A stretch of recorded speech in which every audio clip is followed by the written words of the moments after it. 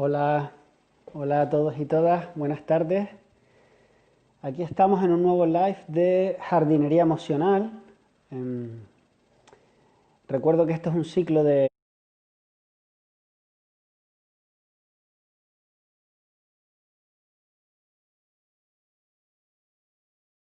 live que estoy haciendo con personas que de alguna manera me parecen inspiradoras su trabajo y tienen que ver con, pues, con el bienestar psicológico, emocional y espiritual.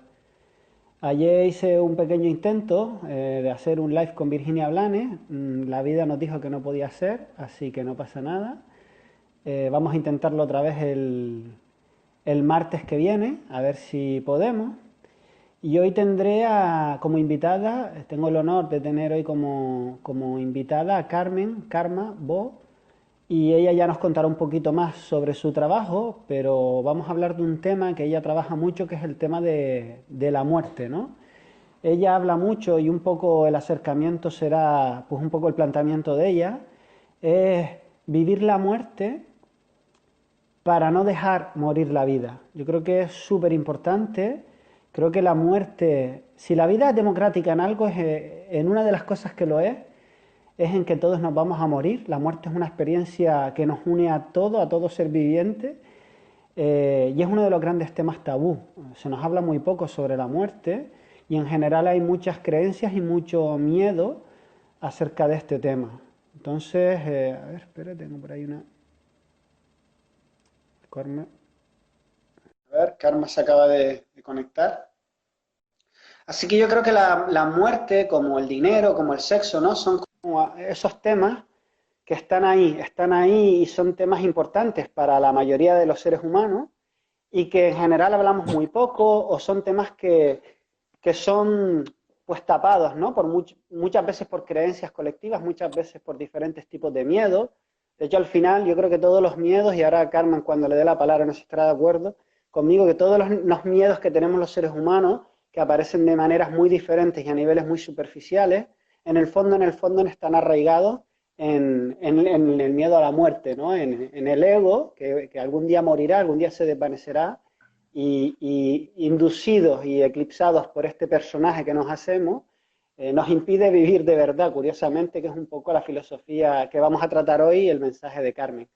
Carmen, buenos días, tardes, y es un placer tenerte aquí conmigo y con todas las personas que lo verán en directo, que ya se están metiendo, y gracias a todas las personas que están entrando, y a todos los que lo verán en diferido, porque lo subiré a Instagram, a YouTube y estará ahí por las redes. Primero que nada, Carmen, ¿podrías decirnos un poquito sobre ti, a qué te dedicas, qué es lo que haces, antes de empezar ahí con el tema? Sí, muchísimas gracias Raúl por esta oportunidad de comentar cosas interesantes contigo, que creo que a ti se te da muy bien eso de abrir puentes para la vida. Así que muchísimas gracias, me hace ilusión este encuentro porque además sinceramente creo que el tema lo merece. Creo que es un tema pues que también tiene que divulgarse para que lo podamos colocar en el centro de nuestra existencia con una aceptación real, ¿no? Una aceptación que esté implicada en el conocimiento, en un nivel alto de conciencia y en aprovechar la vida recibida, ¿no? Que eso es uno de los elementos más importantes que te acaba enseñando la muerte, que lo importante es disfrutar y aprovechar la vida, bendecirla, venerarla, que al final tiene una parte de milagro la vida muy importante. Así que estoy muy, muy agradecida. Ya vamos a hablar de cosas así profundas y interesantes. Y Pero bueno, pues cuéntanos, sí, cuéntanos esto, Carmen, me gustaría, porque como te dedicas a sí. varios temas, a varias cositas, cuéntanos, porque me gusta mucho, por ejemplo, la ética del cuidado, que tú nombras mucho. Me gustaría para que la gente te conozca, quien no te conozca, que dudo que haya mucha gente que no te conozca de mi círculo, pero para que entiendan, ¿no? Quién es Karma, qué se dedica y para qué hace lo que hace. Pues muchas gracias, Raúl.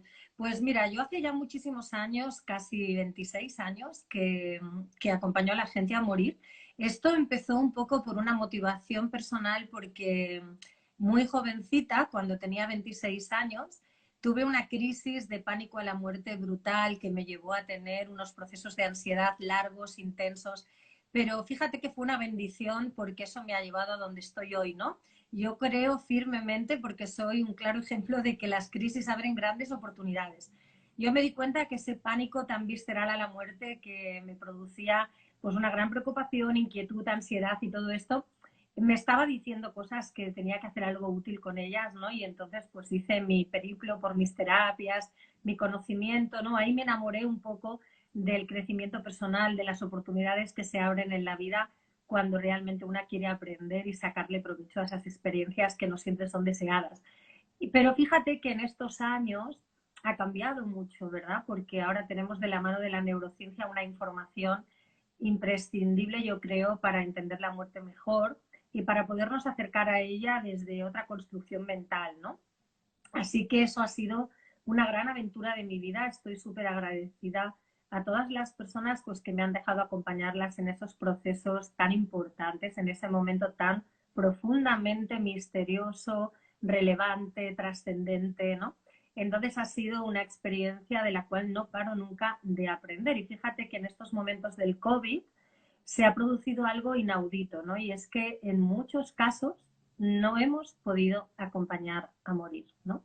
Y aquí se ha abierto una herida en el alma muy profunda, porque algo que hace que podamos aceptar la muerte lejos de la resignación o del conformismo, que no sería la idea de aceptar desde esos lugares, porque la resignación nos va a provocar un malestar irascible, una rabia, y el conformismo cierto nivel de tristeza, ¿verdad? Y la aceptación requiere una aceptación activa de comprender lo que está sucediendo y de alguna manera de bendecir el momento presente, que eso es lo que nos están enseñando todas las líneas de espiritualidad vinculadas a la ciencia, ¿verdad? Que si somos capaces de bendecir lo que acontece y bendecir la adversidad, al final pasan cosas inesperadas, ¿no? Como por ejemplo estar en contacto con un campo energético que desde la frustración o la negación no vamos a conseguir. Y así que esa es una de mis líneas de trabajo, ¿no? Esto tan apasionante que no deja de enseñarme, como digo. Y luego, pues la otra parte de mi cotidianidad está vinculada a la docencia, es decir, que estoy siempre dando clases de desarrollo y crecimiento personal, otra aventura, porque a mí el aula me parece maravillosa. Es un espacio para compartir todo esto que nos mueve el alma, ¿no? Y con temas tan interesantes, con gente que además está súper motivada, porque esa es la gran ventaja de nuestras clases, ¿no? De que la gente las viene buscando pues como una parte de ese patrimonio personal que quieren almacenar, y realmente es una maravilla, ¿no? Poder hablar del amor, poder hablar de las relaciones, poder hablar de los miedos, poder hablar del futuro, de las decisiones, poder hablar de cómo trabaja nuestro cerebro. Y en fin, es todo un campo, ¿verdad?, que ahí nos estimula continuamente, y esa es una línea de mi trabajo que me ocupa, pues como digo, muchas horas, en una versión diferente ahora, porque estamos constantemente pasando de presencial a online, pero también vamos a agradecer la posibilidad de estos encuentros online, y aunque sean clases que a mucha gente le cuesta hacerlas, fíjate que yo siempre pienso que peor sería, ¿no?, que nos hubiera pillado esto en un momento en el que las comunicaciones estuvieran más difíciles, así que siempre hay que ver esa parte positiva de la vida. Y por último, pues acompaño terapéuticamente a personas que desean mejorar su vida, ¿no? Y entonces, pues en la vida siempre nos vamos encontrando cosas que nos invitan a pensar cómo las podemos hacer mejor, y estoy, pues como ves, en los tres ámbitos de trabajo acompañando a que la vida sea más bonita, más creativa, más esperanzadora, a que nos conozcamos más, a que nos conozcamos mejor, y a que de la mano del conocimiento despeguemos, ¿eh? Porque para mí el conocimiento es la gran herramienta. Así que ya te he contado un poco a qué me dedico. Sobre todo esto, Carmen, a mí lo que me llamó la atención de tu trabajo, bueno, y nombraremos ahora cómo nos conocimos, me parece también una historia interesante, porque yo hace tiempo dejé de creer en las casualidades. Y tanto. La ética del cuidado me parece un término maravilloso, ¿no? ¿Podrías desglosarnos un poco de dónde sale esta filosofía tuya de la ética del cuidado? Porque además me parece que tú juegas muy bien con las palabras y que eliges muy bien las palabras, paras muy bien a elegir cada palabra que dices. Si nos podrías explicar un poco la ética del cuidado, qué es esto, en qué consiste. Pues mira, sí, yo conocí la ética del cuidado de la mano de Carol Gilligan, que de hecho fue la fundadora de esta nomenclatura, ¿no?, tan importante y que abre tanta diferencia con la ética de la justicia, pues que es la ética de la que presume el patriarcado, ¿no? y que solo tenemos que asomarnos a la ventana de lo que acontece diariamente para darnos cuenta de que ni es ético ni es justo, ¿no? Entonces, bueno, pues ella empezó a cuestionarse los valores universales, que en aquel momento ella era una persona joven que cuestionaba la realidad que no la convencía, que no era coherente con lo que ella vivía y con lo que ella veía diariamente. Entonces empezó a comparar esta ética del cuidado, sobre todo en colectivos pues que siempre salían mal parados desde esta ética de la justicia disque de las sociedades avanzadas y democráticas, que eso todavía es peor, ¿eh? Y entonces ella, en ese análisis de la realidad, apuntó pues a darse cuenta de que colectivos como pues etnias diferentes a la dominante, como personas enfermas, como minorías, ¿no? Pues que tenían otras necesidades, y también las mujeres no entraban dentro de esos valores universales, y empezó pues a hacer toda una serie de investigaciones que creo que alumbraron, dieron a luz a toda esta cuestión tan importante de valorar si realmente lo que llamamos valores universales nos incluyen a todos, o es la primera injusticia que ya empezamos a hacer, ¿verdad?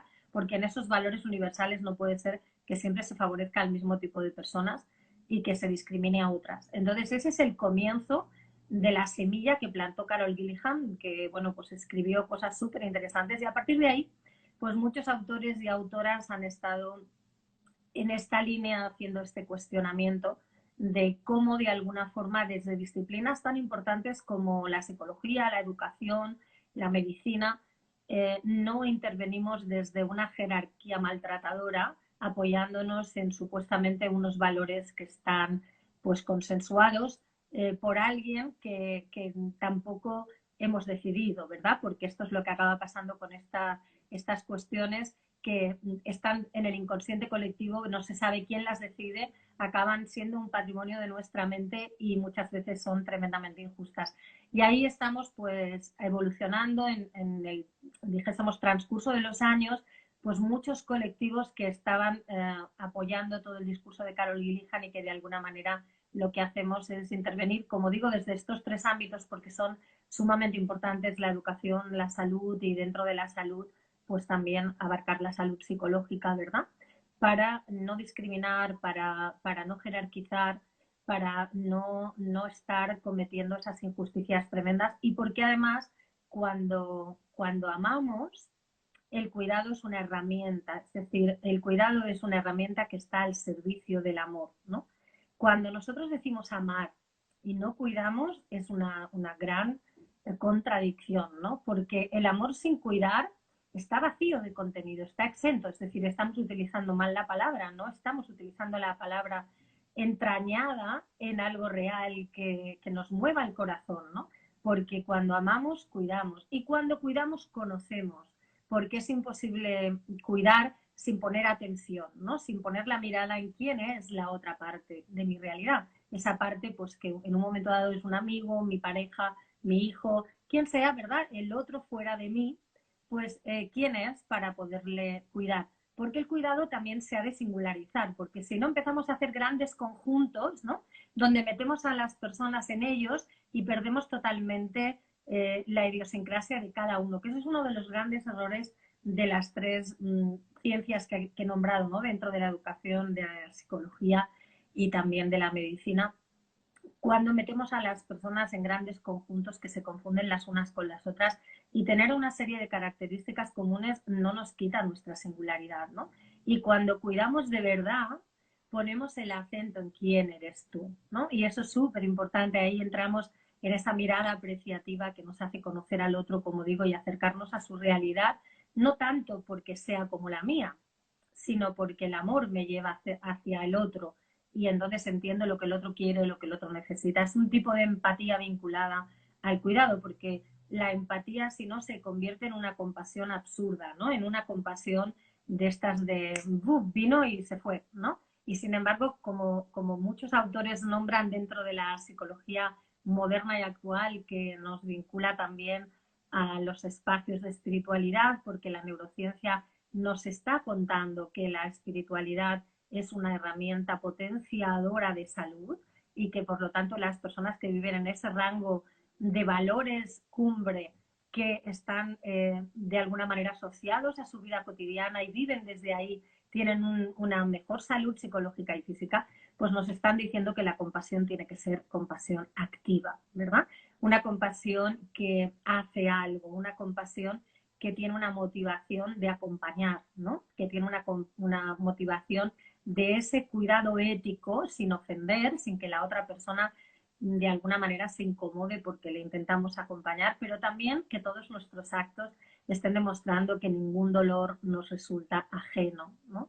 Y creo que eso es muy importante. Entonces, bueno, la ética del cuidado va marcando una serie de matices. Fíjate que hay una cosa que a mí me gusta siempre destacar en relación a esto, que ha habido una psicología individual, ¿no? Que se ha potenciado mucho a finales del siglo pasado, que nos estaban contando que si tú estás bien, que eso es lo que importa y que, bueno, los demás que piensen lo que quieran, ¿no? Y que tú no tienes que necesitar que nadie te valore porque en realidad te has de valorar tú y con eso tienes que tener suficiente. Bueno, nos han querido convencer de algo absolutamente irreal. El número de la vida es el 2. Empezamos siendo en un cuerpo de mujer, 2 en el mismo cuerpo, y la vida es relación, la vida es compartir, la vida es enseñar, es aprender, y la vida es necesitarnos los unos a los otros porque nada somos los unos sin los otros. Y sin esa visión, todo cambia. Entonces, esta idea de que yo no tengo que necesitar agradecimiento, ni valoración, ni reconocimiento es una psicología dañina, es una psicología que premia un individualismo que nos ha hecho mucho daño. Entonces, yo siempre que explico la ética del cuidado lanzo la pregunta de quién está mal. La persona que se queja de que en sus relaciones no hay estas tres cosas que también son atributos del amor y necesidades para potenciar la relación, el agradecimiento, la valoración, el reconocimiento. ¿Está mal la persona que necesita y echa de menos esto o lo que está mal es no ofrecérselo a la relación? Esa es la pregunta, ¿no? Entonces, si ponemos la mirada en que quien tiene mal la autoestima es quien echa de menos estas cosas, lo hacemos al revés, ¿no? Porque yo creo que lo que tenemos que enseñar es a que eso sea una realidad compartida en todas las relaciones y que no sea algo que tengamos que mendigar, que sea algo que esté puesto al servicio del amor, al servicio de la relación y al servicio en general de la vida, ¿no? Y yo creo que esas tres cosas cambian de alguna forma toda la energía relacional. Sí, de hecho, Carmen, ¿no? Me decías esto y también, por ejemplo, estoy leyéndome ahora mismo un libro de Deepak Chopra, un autor que me encanta, y bueno, muchas corrientes espirituales hablan de esto, ¿no? Sí. Que el verdadero sentido de la vida es cuando te das cuenta que no hay diferencia entre dar y recibir, ¿no? Y ahí es cuando te cambia la película y dices, que esto no va de cuando viene o cuando va, sino que es lo mismo. El ir y el venir es el mismo movimiento de la vida, como la inhalación y la exhalación que tenemos a cada momento, y es en la completitud de estos dos movimientos, el dar y el recibir, donde la vida está integrada. Vamos, si quieres, Carmen, porque creo que me quedaría hablando mucho rato sobre la ética del cuidado contigo, pero creo que la muerte es lo que nos ha llevado hoy aquí, a este momento. Y quería decir un poco que tú y yo nos conocimos a través de una amiga, Nuria Chiva, que es una pedazo de coach y una pedazo de persona. Y recuerdo que fue unas jornadas que ustedes montaron junto con las doctoras Luján Comas e Inma Noguet de la Asociación Mary Life, con las cuales también tengo relación y hacen un trabajo espectacular. Y eran unas jornadas sobre la muerte. Y un poco el mensaje era vivir la muerte para no dejar morir la vida. Y una de las paradojas que me encontré yo con mi amigo Guillermo Amor, que estuvimos colaborando con ustedes de voluntarios en esa jornada, fue que paradójicamente, y esto me pasa un montón, y me pasa contigo, me pasa con Inma y con muchas personas que trabajan el tema de la muerte, es que la paradoja que yo me encontré en esa jornada es que llevaba tiempo sin experimentar un lugar donde hubiera tanta energía de alegría, de amor y de celebración. Paradójicamente en una jornada donde se iba a hablar de la muerte. No sé si tú tienes esta misma sensación, si esto a ti te pasa, pero a mí es algo que cada vez me fascina más porque acercarnos a la muerte es acercarnos a la vida. Una paradoja que para mí tiene todo el sentido. ¿Nos podrías explicar un poco sobre la muerte, darnos estas pistas, porque es uno de los temas más tabú, sin embargo es una experiencia que todos vamos a vivir? ¿Qué podrías decirnos con este tema? Es así, estoy totalmente de acuerdo contigo. O sea, cuando entiendes cuál es el circuito de la vida, su diseño, y en vez de pelearte con él, pues aprendes y lo aceptas. Desde esa aceptación activa que os contaba antes, creo que pasan cosas maravillosas y es que le das muchísimo más valor a la vida. Entonces, hablar de la muerte en ningún caso es una cosa tétrica ni una cosa que nos haga padecer, ni nada parecido, ¿no? En las jornadas se respiró un ambiente de celebración porque estábamos celebrando la vida. Y cuando uno celebra la vida, lo hace desde el convencimiento de que la vida es un milagro temporal. Entonces, estamos ahí vinculándonos con la finitud, ¿verdad? O sea, con la aceptación de que nada es para siempre. Entonces, cuando esto lo entendemos, de que nada es para siempre, ni siquiera la propia vida, que es lo fundamental, tenemos una relación de desprendimiento muy grande, ¿no? Entonces, aprender a desprenderse acaba siendo una de las joyas del desarrollo del crecimiento personal, porque si al final te vas a tener que desprender de todo, más vale viajar, pues ciertamente algo ligeros de equipaje, ¿no? Y entonces buscar a través del conocimiento y de la aceptación la alegría que tiene que estar siempre en el momento presente, porque fíjate que la gente muere como ha vivido, ¿no? Entonces eso es una realidad que yo he ido comprobando. ¿Podrías repetir esto, porfa? Esta frase creo que es una de las frases mantras. ¿Cómo es esto? Sí, bueno, que creo que la gente muere como ha vivido, ¿no? Porque uno no puede improvisar una forma de ser, ni una energía, ni una categoría humana de repente porque te han diagnosticado algo que te acerca a ese momento en el cual dejas de ser cuerpo para convertirte en energía infinita e imperecedera, ¿no? Entonces, quiere decir esto que nosotros durante la vida vamos alimentando una entidad espiritual, porque ya sabemos esto de que no somos seres espirituales que tienen un cuerpo, sino que somos un cuerpo que tiene una espiritualidad imperecedera, que es muy diferente, ¿no? Entonces, la muerte es una gran enseñanza porque la oportunidad está en este tiempo, ¿no? En este trocito de tiempo que nos ha tocado vivir en cómo lo vamos a aprovechar, ¿no? Y qué semillas hemos plantado. Entonces, en eso también la neurociencia nos habla mucho, ¿no? Porque con nuestra energía nosotros vamos poniendo en este campo cuántico, en este campo punto cero, llámale matrix divina, lo que quieras, la energía de quién eres. Ahí estamos dejando nuestra huella y lógicamente, pues cuando yo me ocupo de qué huella quiero dejar en el mundo, me estoy encargando de la vida, porque estoy eligiendo cómo quiero vivir. Y esa es una de las cuestiones importantes, porque cuando uno ha vivido plenamente, cuando la vida te ha servido para demostrar tus talentos, tus competencias, para hacer el bien, para identificarte con los valores fundamentales, para dejar un rastro amoroso, tú recibes bien a la muerte, porque ya sabes que en un momento determinado va a llegar y estás preparada para hacerlo, ¿no? Porque la muerte le sienta mal a las personas que no han vivido, ¿no? Por eso muchísimas veces... Wow, ¿puedes repetir otra vez? Perdona que voy a estar así un poco porque esta frase también me parece una de las frases mantra de hoy. ¿Cómo es esta que acabas de decir? La muerte le sienta mal a las personas que no han vivido, que en realidad mueren mientras viven, ¿no? Entonces, Hay una frase, Carmen, que me viene con esto. Anthony de Melo decía que la mayoría de las personas tememos a la muerte, ¿no? Porque es esa experiencia desconocida a la que muy pocos vamos ahí a buscar para comprender, ¿no? Esa comprensión, como tú dices, que es sinónimo de amor.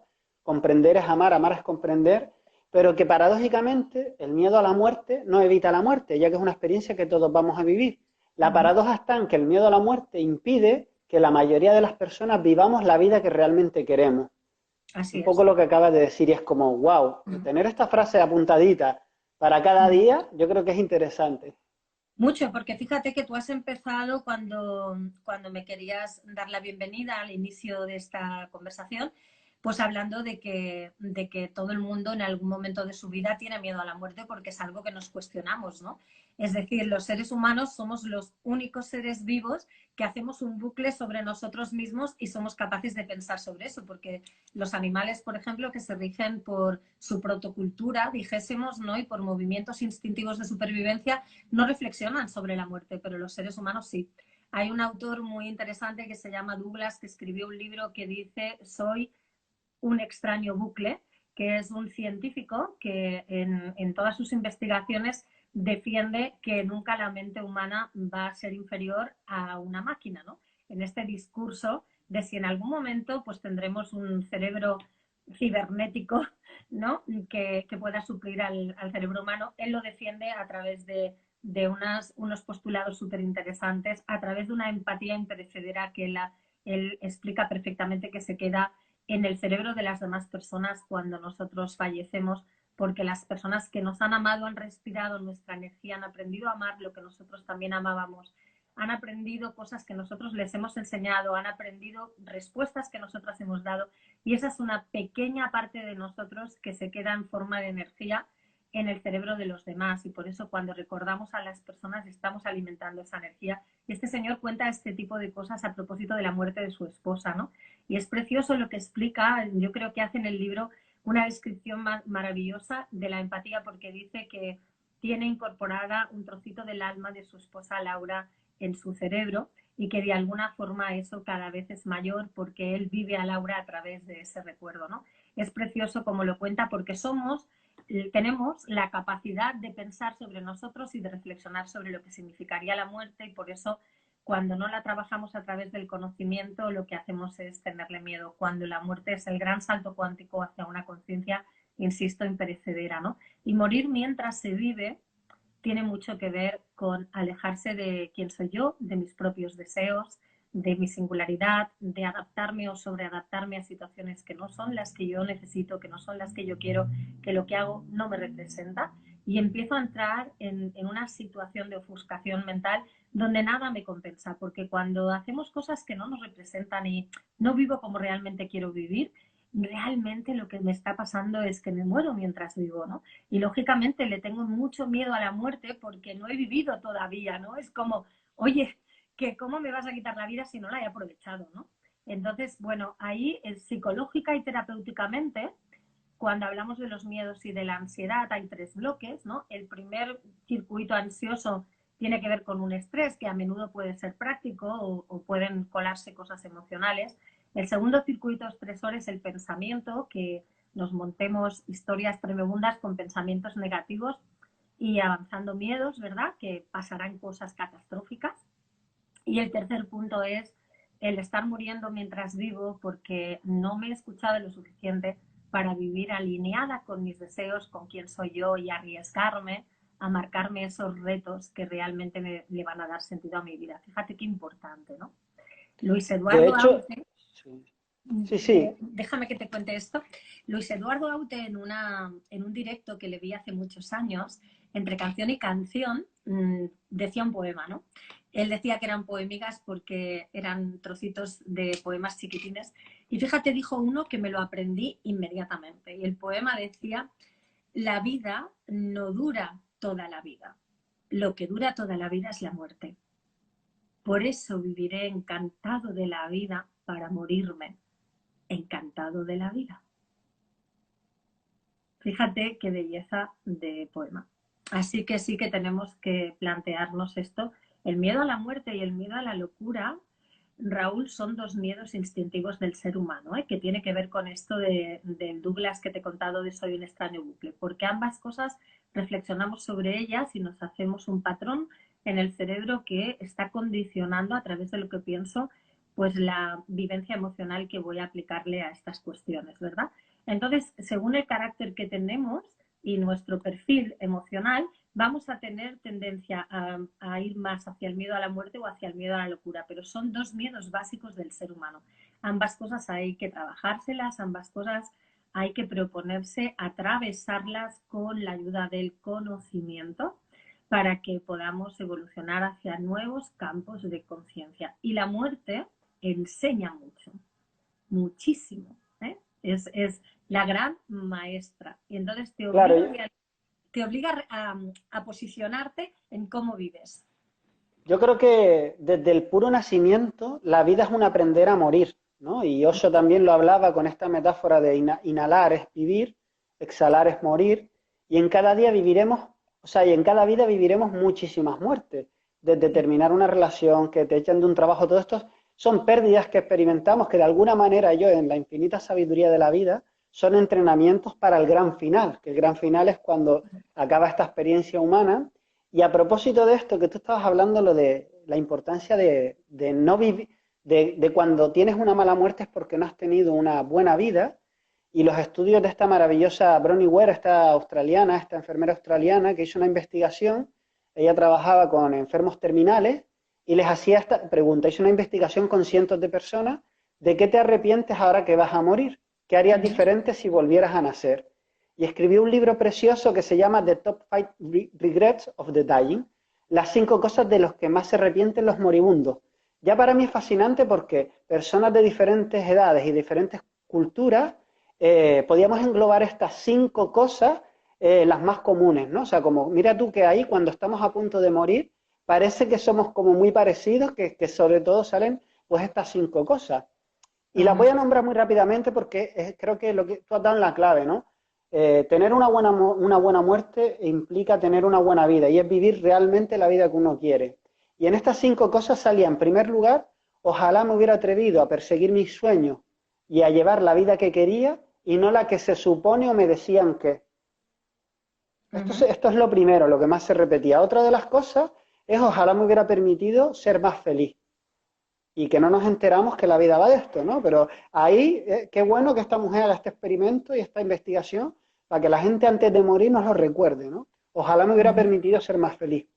Ojalá me hubiera permitido expresar más mis sentimientos, y aquí la educación emocional, estamos en una sociedad donde la mayoría somos realmente analfabetos emocionales, no estamos en contacto, no hacemos atención a lo que sentimos y no hacemos trabajo para ordenarlo. Fíjate qué interesante esto. Ojalá hubiera mantenido más aquellos vínculos que me importaban en relación a las personas que han entrado en nuestra vida importantes y a mantener esos vínculos importantes, ¿no? Personas que entran en nuestra vida y por las rutinas y las prisas del estilo de vida que solemos llevar, pues las dejamos ahí olvidadas.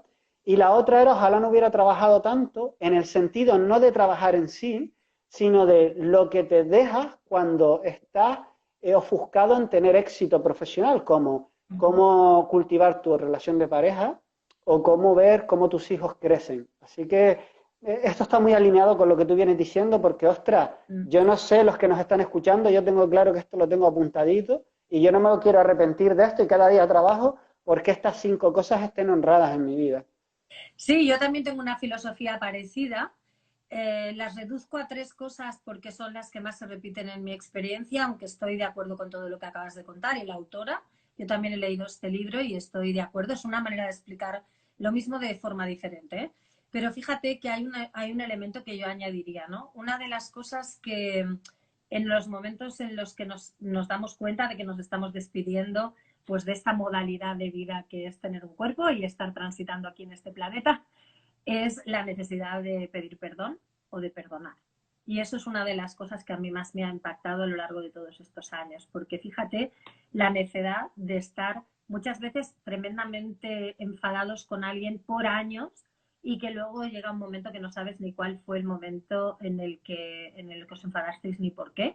Es decir, tu memoria no alcanza a reproducirlo, pero el rencor, sin embargo, sigue vivo en tu memoria, ¿no? Entonces, esto ha sido un elemento que a mí me ha llamado mucho la atención. El segundo elemento tiene que ver con expresar el amor, ¿no? O sea, con la necesidad de poner palabras amorosas y de decirle a la gente que la amamos o que nos sentimos orgullosas de ellos, ¿no?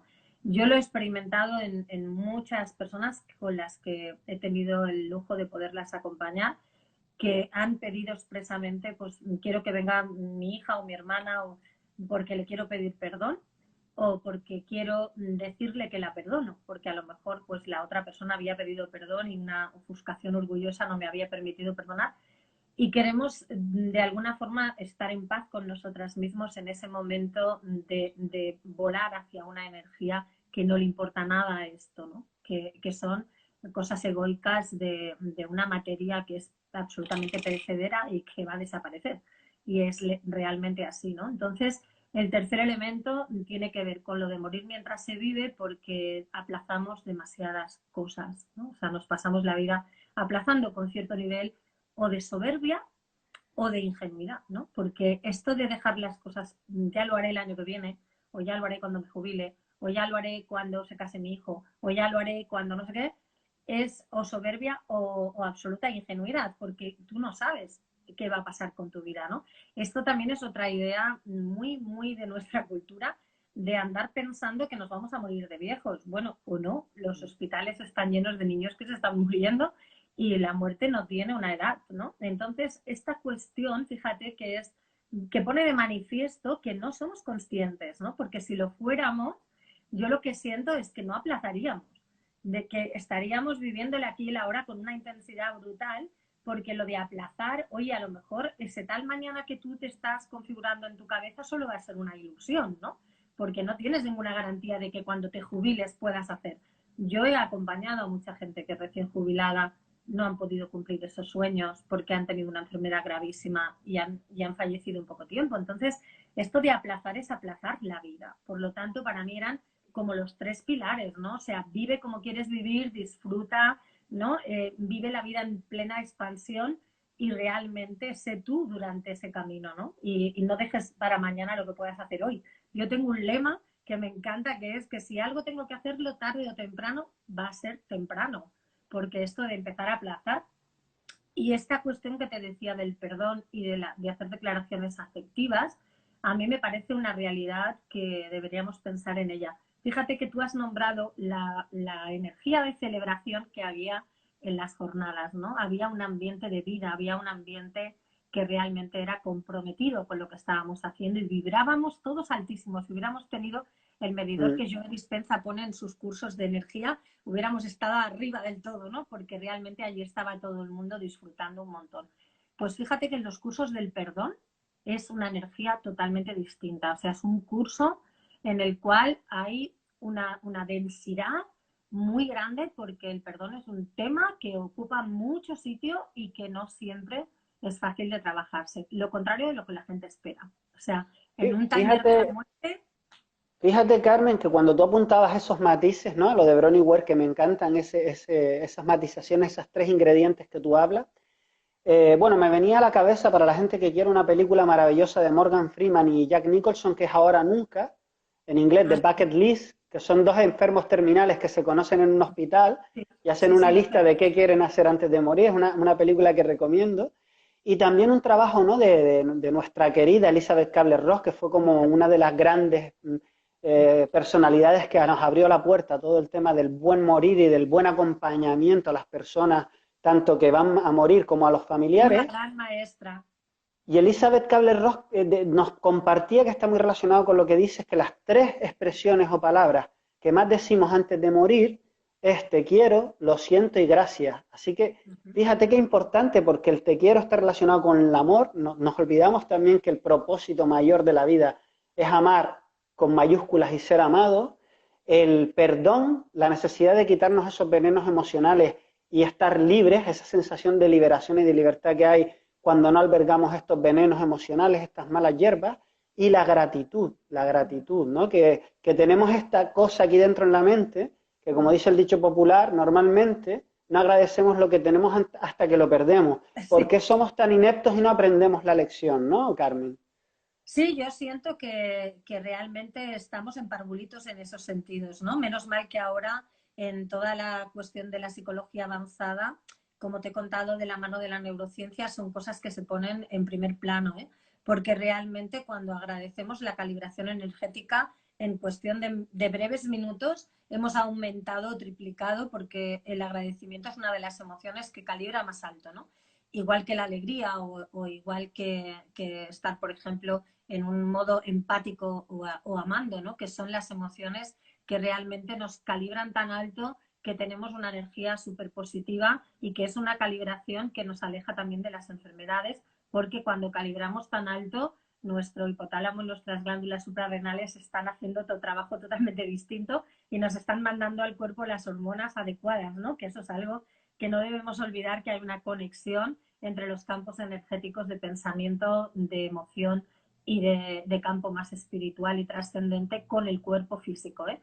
Y realmente es así, es decir, cuando agradecemos estamos haciendo un gran trabajo terapéutico. Para mí el agradecimiento es una herramienta que le aconsejo en el 95% de los casos de entrada. O sea, vamos a terminar el día haciendo un ejercicio de agradecimiento que enseño con una serie de pautas muy básicas que cualquiera pueda llevar a cabo, porque realmente cuando estamos agradecidos a la vida estamos experimentando un nivel más alto de conciencia.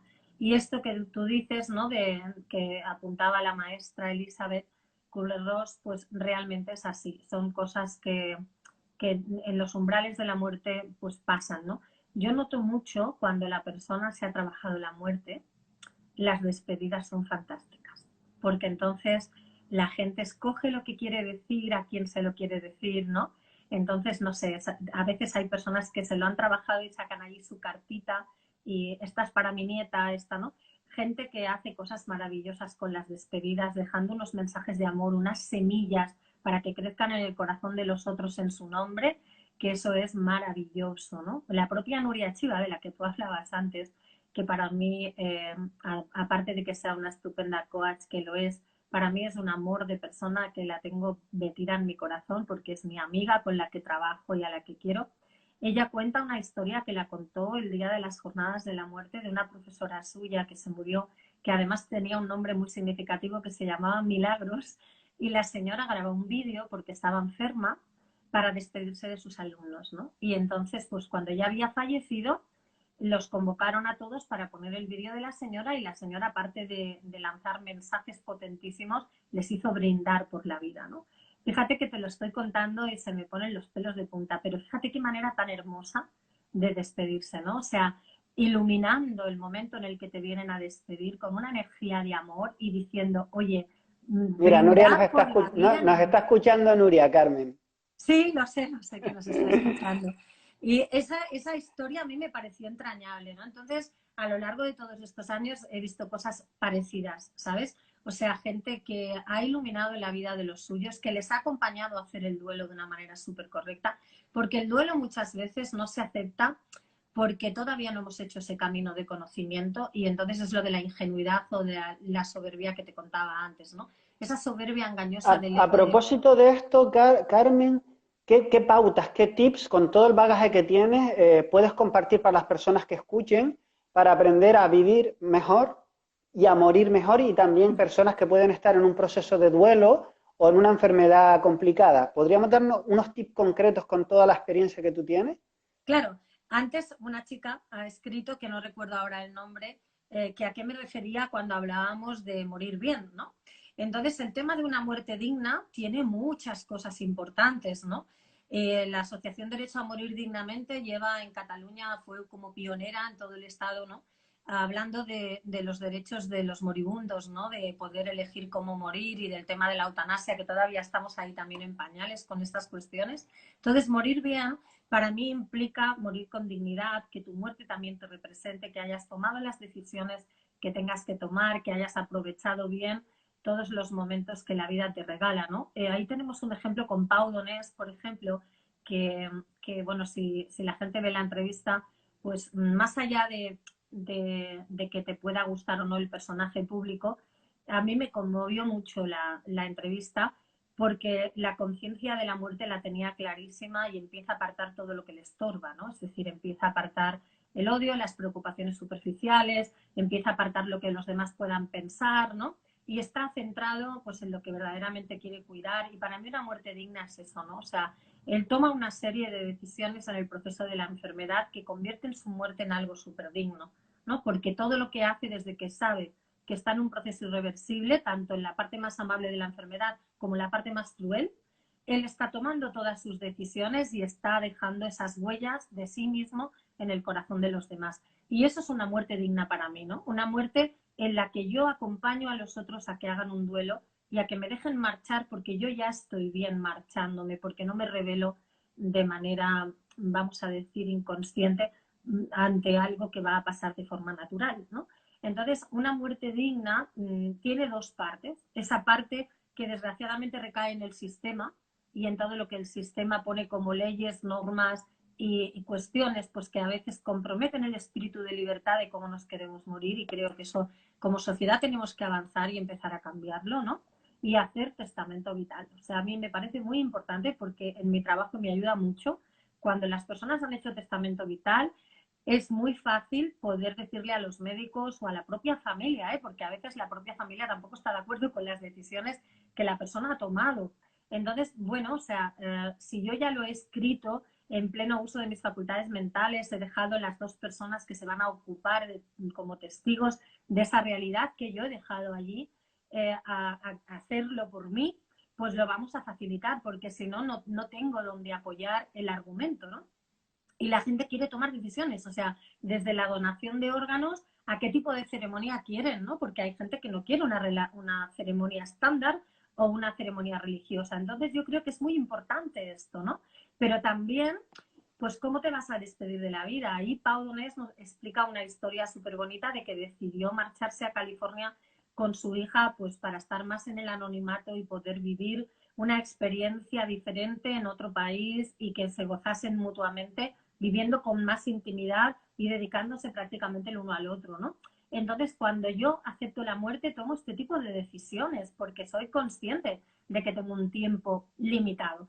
Pero también, cuando uno toma conciencia sobre la muerte y la muerte es una muerte digna, no empiezo a hacer estas cosas en el último momento. Vengo viviendo con ese estilo de vida, ¿eh? Que esto es un poco como la meditación. Mira, en las clases de meditación, yo siempre digo una cosa. Si tú vives incorporando la meditación en tu cotidianidad, cuando tú tengas un problema grave, cuando tú tengas ansiedad, cuando tú tengas un peso de la vida, la meditación te va a ayudar.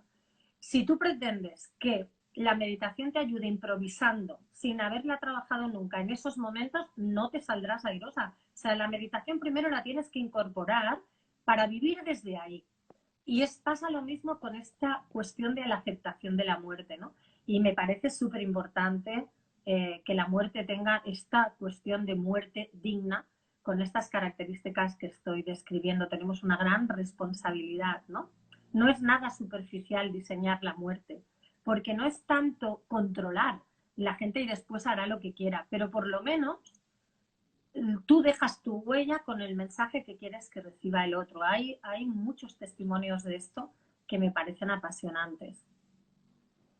Me parece espectacular lo que dices y me parece... Hay una película, ¿no? Capitán Fantastic, que es muy graciosa, ¿no? Porque hay un dilema, lo que tú dices, entre la familia de la chica que muere y la familia que es el marido y los hijos. Y no sé, creo que muestra como un dilema que tú planteas muy interesante porque de alguna manera su familia, los padres no respetan el proceso de muerte que quería ella, ¿no? Y entonces ahí hay un conflicto grande y bueno, pasan cosas. Además, me parece precioso cómo se resuelve con ese guiño al humor, ¿no? Que siempre está presente. Pero como decía Osho, la vida es una gran broma cósmica y Sí, nos la podemos tomar de muchas maneras, pero quien se la toma así, yo creo que al final le gana la partida, ¿no? Como decía Wayne Dyer, al final somos un suspiro en la eternidad y cómo vivimos ese suspiro sí que depende de nosotros, la calidad de nuestros pensamientos, de nuestras decisiones y yo creo que lo que apuntas tú y casi toda la gente experta en este tema es qué pena que te llegue la hora cuando no has vivido realmente, ¿no? Ese yo creo que es una de las peores muertes que uno puede tener y eso es el morir mal que tú decías, ¿no? No sí, haber llevado la vida que realmente uno quiere, que alguien lo preguntaba por ahí, ¿qué es morir mal? Pues no haber sido fiel a ti mismo, no exacto. haberte planteado las cuestiones profundas. Claro. ¿Cuál es tu legado? ¿Qué es lo importante para ti? ¿Y qué es lo que realmente quieres hacer? Como dice Gandalf el Gris a uno de los hobbies en la película El Señor de los Anillos, todo lo que tenemos que decidir es qué hacer con el tiempo que se nos ha dado. Y yo le pongo la coletilla, y no sabemos el tiempo que se nos va a dar. Exactamente.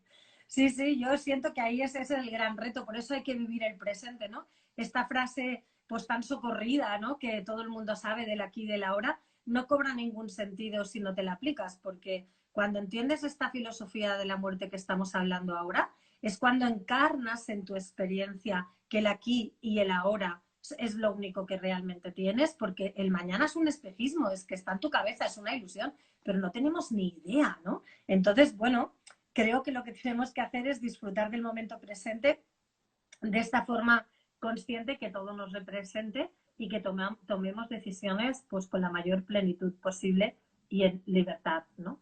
Y es Una cosita, porque nos quedan 10 minutos y me gustaría también que hablaras de tus redes, dónde te pueden encontrar, pero antes de eso, para sí. personas que estén ahora mismo enfrentando el tema de la muerte o con mucho miedo sobre ese tema, en algún proceso de duelo, uno o dos títulos de libros que tú creas como referente. Por ejemplo, yo, todo lo de Elizabeth Kubler-Ross, para mí es maravilloso, pero algo algún título, algún libro especial que tú digas, este libro es potente, Para los duelos, ¿te refieres?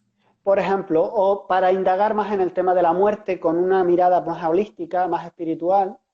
Yo trabajaría en la parte científica de la muerte, ¿no? O sea, todas las cosas que son aportaciones muy novedosas. Y a mí se me ocurre recomendar el libro de la doctora Luján, Luján Comas, que se hace la pregunta de si la muerte existe, ¿no? Que lo escribe con Angie Carmelo, que es un libro súper fácil de leer y que siento que es un libro muy importante, sobre todo para las personas que no están muy bregadas con este tema, ¿no? Porque entonces te da pues como muchas pistas de la nueva forma de entender la muerte. Yo siento que tenemos que actualizar esto porque fíjate que la muerte y la espiritualidad no se pueden separar porque estamos hablando de un movimiento de conciencia que esa sí que es finita, imperecedera y que sí que es una conciencia que compartimos. Porque cuando somos energía después de haber abandonado el cuerpo, sí que tenemos una energía común. Entonces, ahí entiendo que tenemos que aplicar todo ese conocimiento y buscarlo, ¿no?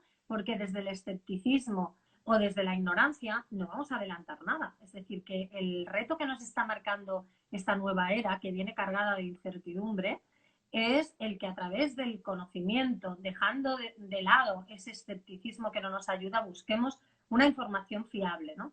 Y este libro, en forma de pregunta, ¿existe la muerte?, de la doctora Luján Comas y Angie Carmelo, es un muy buen libro. Y luego, pues podemos bucear en otros libros de Elizabeth Kubler-Ross que habla sobre la forma de hacer los duelos y que creo que también nos pueden enseñar mucho a entender que todos los duelos nos llevan a aprender a desprendernos, pero que eso no es un aprendizaje que tenemos que esperar a que venga de la mano de la muerte de un ser querido o de la propia. Tú antes has nombrado que la vida es una sucesión de pequeñas pérdidas. Entonces, trabajarnos la frustración ante pequeños duelos que no son importantes y cogemos unos berrinches tremendos, aunque nos parezca que está muy alejado de la muerte, estamos hablando de pequeñas muertes de tu ego, de pequeñas muertes de los sueños o de pequeñas muertes de realidades que ahora tienes y un día dejas de temer, porque en las relaciones... Son los primeros exámenes, Carmen, ¿eh? Uno va a parvulario, después a la guardia, no, pues estos son los primeros exámenes hasta que llegue el doctorado, que es Claro, cómo afrontar esta última respiración, este último suspiro. Así que, ¿no? claro. Yo siempre lo veo así, como esos exámenes. Sí, entonces hay que leer cosas como las cuestiones espirituales de Wendayer, ¿no? Que en sus últimos años profundizó mucho sobre el tema de la espiritualidad y yo creo que es un autor que nos marca mucho toda la línea espiritual de aceptación hacia la muerte y luego pues el libro tibetano de la vida y de la muerte me parece de cabecera, sinceramente. Buenísimo. El ¿Eh? libro tibetano de los muertos, ¿cómo es el libro? El libro tibetano de la vida y de la muerte. De la vida y de la muerte. Buenísimo. Oye, Carmen, que ya nos quedan pocos minutos. ¿Dónde te puede encontrar la gente? ¿Dónde puede enterarse de lo que haces, de tu trabajo, conocerte mejor? Muchas gracias. Pues mira, me pueden encontrar en Instagram, que creo que eso ya lo has puesto tú, ¿no? Como Carmen Bo, y luego en mi blog, carmenbo.com, en donde siempre cuelgo todas las cosas que hago, pues las conferencias, los cursos, los seminarios. Allí está un poco mi presentación que explico montones de cosas, que hay cosas sobre la salud, sobre los aceites esenciales, sobre las herramientas que yo utilizo para trabajar y también sobre la ética del cuidado de la que hemos comentado. Y por supuesto, pues en las clases, ¿no? Que ya te he contado antes, que es uno de los pilares de mi vida y que hago cursos de todo tipo, entre ellos un par o tres de veces al año cursos sobre la muerte. Y eso es súper interesante. Ahora estamos en unas condiciones más limitadas, ¿no? Con el tema del COVID, pero nosotras estamos haciendo los cursos igual, porque justo con Merry Life, con las doctoras Luján Comas y con Inma Nogués hicimos un online este año en el mes de julio creo que era, y también pues se apuntaron muchas personas y lo hicimos perfectamente, es decir, era una modalidad más discreta que la que hicimos el día que tú viniste, porque allí éramos 100 personas disfrutando de la vida y que lógicamente eso lo echamos de menos, pero la modalidad online también nos sirvió. Entonces me podéis encontrar en estos lugares, ¿no? En mi, en mi... Buenísimo. Yo te agradezco mucho esta oportunidad porque Pero fíjate antes de que... terminar, mira, a ver, tenemos 6 minutos, Carmen. Venga, vamos a aprovecharlo. Un mensaje antes, ¿eh? Con todo ese bagaje acompañando a personas a morir, personas en proceso de duelo, regálanos tu última perla, venga, va. Venga, pues voy a regalaros dos perlas que todas mis alumnas se saben de memoria, pero que creo que son esas cosas que siempre hay que recordar. Una es que ni el dolor ni el conocimiento dejan la vida como se la encontraron. Ambas cosas transforman la vida. Yo esto lo aprendí de la mano de María Zambrano, que es una filósofa para mí entrañable, muy importante, que me ha enseñado mucho en su libro Los claros del bosque. y es como, bueno, he leído todos sus libros, pero en concreto en este me acuerdo que me dio una sensación de expansión de la conciencia brutal, ¿no? Entonces, esta idea, fíjate, que hoy en día es la que defiende la ciencia, ¿no? Porque el dolor es una energía de movimiento y el conocimiento también. Entonces, cuando las unes, resulta que pones el conocimiento a favor del dolor y haces otro tránsito totalmente diferente. Es una de las cosas que Buenísimo. es muy A mí importante. una metáfora con esto siempre me gusta, ¿no? Ver la vida como una maestra, o sea, y la naturaleza. La Total. naturaleza nos enseña que de la mierda, de la caca de la vaca, se puede construir, se puede transformar en abono. Y yo creo que este es el planteamiento que la vida nos invita, con un guiño, a decir qué podemos hacer con nuestras mierdas en la vida. Transformarlas en abono a través de la comprensión, del conocimiento y de la sabiduría al final, Es ¿no? así, es así. Y fíjate que hasta tal punto esto es así que tenemos varias energías fundamentales. La del pensamiento es una, la de la intención es otra. Y sin embargo, fíjate que cuando hablamos del dolor y el conocimiento, que también son dos energías, están clasificadas como una jerarquía enredada. Y esto es así porque tienen tanta fuerza que no se sabe qué va primero, ¿no? Porque antes lo he comentado, si tú cultivas a través de un conocimiento fértil todas estas expansiones de tu espíritu y de tener un pensamiento sano y unas emociones adecuadas, lógicamente en los momentos de dolor te vas a enfrentar a ellos de manera muy diferente. Entonces el conocimiento está influyendo al dolor y el dolor está influyendo al conocimiento porque muchas veces buscamos conocimiento cuando algo nos duele. Y es una manera también de abrirse, ¿no? Entonces está una jerarquía enredada porque no se sabe qué va primero, maravilloso, ¿no? Esta idea de esta conexión. Y cuando lo vemos desde esa perspectiva nos sentimos muy útiles ante nuestra propia vida. Y el segundo tip también de María Zambrano. Mira, ella decía una cosa súper Dos preciosa. minutos, Carmen, dos minutos Dos, que nos echa Instagram, venga. venga, decía, tenemos que renacer a la propia vida tantas veces como sea necesario. Renacer cada mañana que apunte el alba, agradecidos hacia la vida recibida que apunta de nuevo al nuevo día. Yo creo que hay que saber renacer tantas veces como sea necesario. Un movimiento de la resiliencia, ¿verdad? Renacerse, o sea, nacer por mí misma, ¿verdad? Esa para mí es la gran De meta de la hecho, vida. de hecho, Krishnamurti nos invitaba a esto cuando decía que la invitación de él era tomarnos cada noche cuando dormíamos como una muerte y cada día como una nueva vida, ¿no? Y esa era Y la gran, tanto. la gran rotura de creencia que tiene mucho que ver con vivir el aquí y el ahora. Oye, Carmen, muchas gracias, muchísimas gracias por De nada. compartir. Mira, ahí está Nuria a tope. Tendremos a Nuria también hablando de autoestima, la tendré dentro de una semana. Qué Muchas bien. gracias por tu tiempo, Venga, Carmen, por compartir tu sabiduría y un tema tan fascinante como el tema de la muerte y los duelos. muchas gracias. Ha sido un lujo. Se me ha hecho súper corto. Mil gracias a ti y a todas las personas que nos están escuchando ahora, que nos escucharán.